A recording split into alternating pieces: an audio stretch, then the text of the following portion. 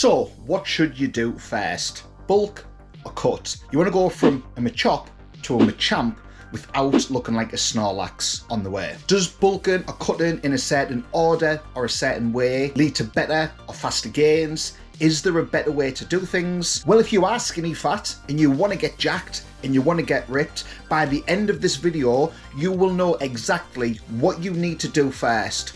Bulk or cut, how to do it for the bestest, fastest gains. Drop a comment down below. Let me know if you are currently cutting or if you are bulking. My name is Shreddy, a professional wrestler and the 2022 NABBA Mr. Britain bodybuilding champion. I've been lifting since I was a teenager and I've been competing in bodybuilding for over 10 years now. I'm not the guy to speak to if you want to become a pro bodybuilder, but if you do want to get bigger, get leaner, and feel better about yourself, I might be able to help out. With that being said, let's jump straight into today's video. If you were watching this video and are a complete beginner to the gym, you don't really need to worry about bulking or cutting and which way to do these in. The reason for that is, as a new person into the gym, you're going to benefit from those newbie gains. Remember when you'd pick Charmander, Squirtle or Bulbasaur? Let's be honest, nobody was picking Bulbasaur. You'd have a couple of battles, you level up very quickly. That's what going to the gym is like as a newbie. You can go to the gym, you can start lifting weights, you are going to put on a little bit of muscle, you're going to lose a little bit of fat, even if you don't change anything about the diet that you're currently doing, even if you don't train with proper form, you will put on some very minuscule amount of muscle, you will lose a little bit of fat, because if you go from not training at all to doing some training, to lifting some weights, to putting your body under some external stress, your body will react to that. Now, this doesn't last for very long. However, if you are a newbie and you're a pretty slim person, but you don't really have any definition, if you're eating okay, or you start to follow a clean bodybuilding style diet, you can go to the gym and you will be able to carry out a body recomposition without really trying to dedicate to bulking or to cutting, because your first few weeks, maybe your first few months in the gym, you're going to start to see results. Once you've been lifting for a couple of months, that's when we need to start thinking more seriously about if we should bulk or if we should cut.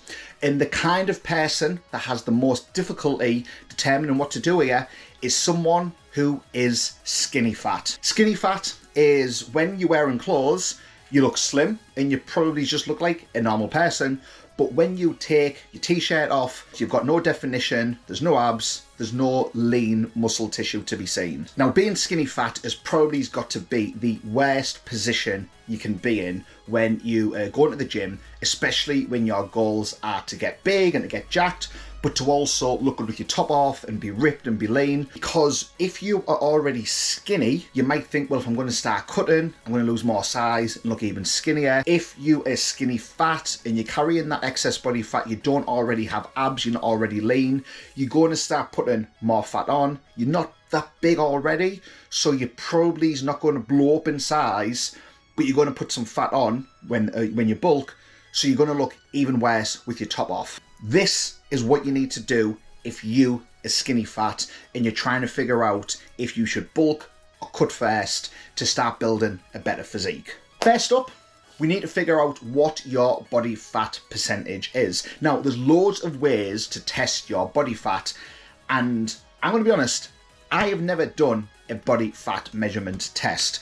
The reason for this is, when I look in the mirror, I either look fat and out of shape, or I look good and I look lean. When I'm prepping for a bodybuilding show, I look in the mirror, I can either see I am losing weight each week and take photos and videos to document that and to document the progress, or I can look in the mirror and look at those progress pictures and see I'm not losing any weight, so whatever I'm doing isn't working.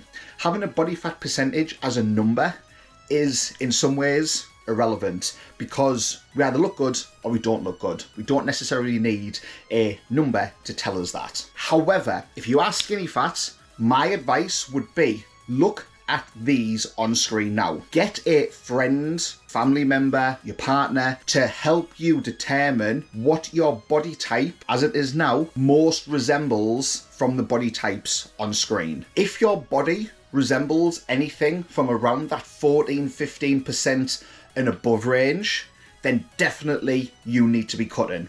If your body type resembles anything closer to that 10% range or under, then you're in a really good position to start bulking up. Now, the reason that we're doing this is because the fatter that you are, your insulin sensitivity is going to drop. As insulin sensitivity drops, you're going to build up insulin resistance within your body. Now, if your body is insulin resistant, it's going to make your body have a much more difficult time of absorbing the glucose from the carbohydrates that we eat and put those to better use by storing them as glycogen, by using them as fuel, and to be able to build muscle and burn fat. When you are insulin resistant, your body becomes much less efficient at doing those things. You're going to burn fat at a much slower rate. You're going to store fat at a much faster rate, and protein synthesis is going to slow down, which makes building muscle, which is already hard, I've been trying to do it for 15 plus years, that much harder. Not an ideal position to be in. Higher body fat can also lower testosterone levels, the exact opposite of what any bodybuilder wants to do.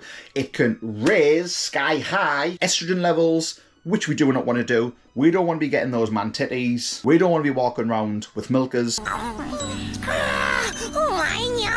Use those body types and those rough ballpark figure body fat percentages as a rough guide if you want a more aesthetically pleasing physique. So depending on where you are now is going to depend on if you bulk or if you cut first. If you go to the gym, if you train and you are skinny fat, my advice would be to dedicate to a cut first, get down to having visible abs before you even think about bulking up. Now, when we have cut, when we're shredded, when we're ripped, when we're lean, this is the best possible starting position to be in to start packing on that muscle, start getting jacked, start getting stacked, just like Shreddy. Jacked, stacked, daddy. I've made my best gains probably over the past 2 years alone, and that's not because I've done anything dramatically different with my training or the exercises that I'm doing. It's because after doing a bodybuilding prep, I have been a little bit more controlled with my diet coming out of the prep and coming out of the show,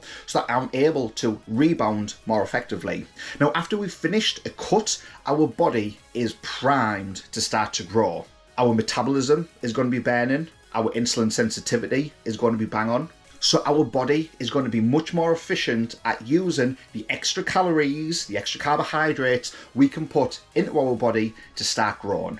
Bodybuilders say that this is their best time to grow, and it wasn't literally until about 2 years ago I experienced this for myself, because I stopped being a jackass. I am a jacked ass, but I stopped being a jackass and just binging after shows and binging after diets and coming out of it with a more controlled approach, having a diet in place to take advantage of that rebound, to grow and to put muscle on. I've done that for the past 2 years and put on some good size doing so. So after eating your gimmick meals for 6 weeks, 8 weeks, 12 weeks, however long you've cut for, this is where the fun begins. Now we get to start to grow. But we don't want to eat like that jackass. We want to eat like a jacked ass to take advantage of this. So if we think of building our physique almost as, for this analogy, a flame or a fire or a bonfire.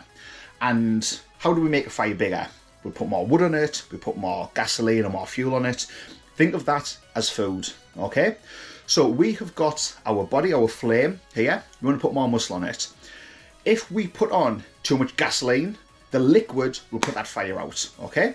And in that scenario, we're going to just stop the progress being made. We're going to put fat on because we put too much fuel on the fire. We put too much food in our body. To grow that fire, what we want to do is put a little bit of wood on, a little bit of gasoline on, a little bit more, a little bit more, and gradually you want to up how much you're putting on that fire. That's what we're doing with our bodies. We are gradually putting in more carbohydrates in our body.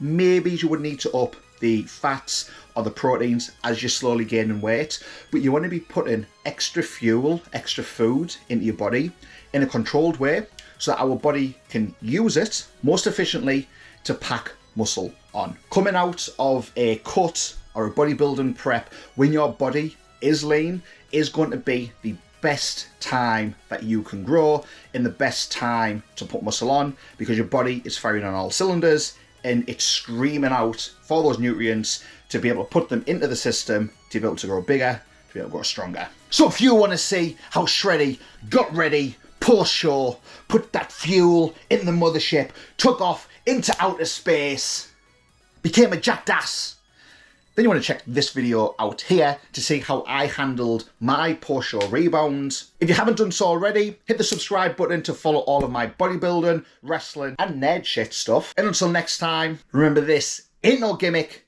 it's a lifestyle.